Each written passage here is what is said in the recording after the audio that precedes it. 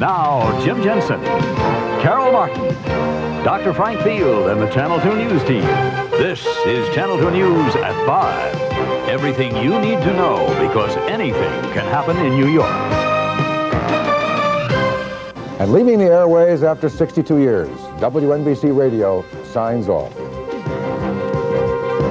In just a few minutes, a change in call letters will signal the end to a signal radio fans have heard for years. It also signals the end of an era.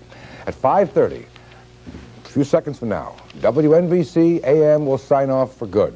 And while another station is taking over its position on the dial, listeners will not hear a sound that's been familiar for more than 6 decades. Correspondent Jane Velez-Mitchell was at Rockefeller Center on the day the music died. I'm Alan Combs, and it's an honor to be asked to host the very last show on WNBC. We have a very big supply of tissues here in the studio.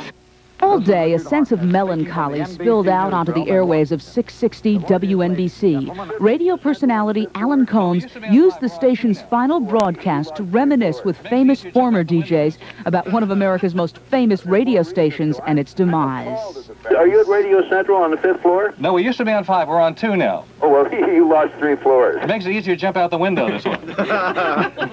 There's more reason to. I'm appalled at the fact that the station's being discontinued.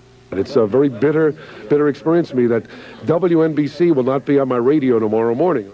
When former WNBC DJ Cousin Brucey and others tune in to 660 AM, they'll hear instead WFAN, the sports station, which has been at 1050 on your AM dial. WNBC giant Don Imus is among the few making the hop to WFAN.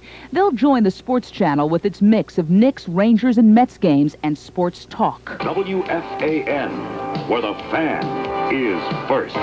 The rest of WNBC's crew, about 45 staffers, are out of work. NBC's parent company, General Electric, has decided to sell off its radio division of several stations around the country. Executives here say it's not been as profitable as other divisions. Today, despite attempts at a graduation party, the mood was clearly that of a wake. As boxes moved out, someone threw a noose out the window. It just doesn't seem like it should be over. It's a tradition. There are so few left.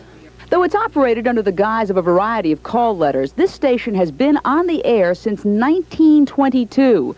Cousin Brucey is just one of many famous figures in entertainment who have gone out over these airwaves. Bob Hope, Jack Benny, and later on, Dr. Joyce Brothers, Don Imus, Howard Stern, Wolfman Jack, Soupy Sales, Ed McMahon, just to name a few. Now with FM strong, AM's hurting. Also, government rules may have forced GE to choose between owning TV or radio in New York. Execs believe the company opted for the profitable Channel 4 WNBC TV.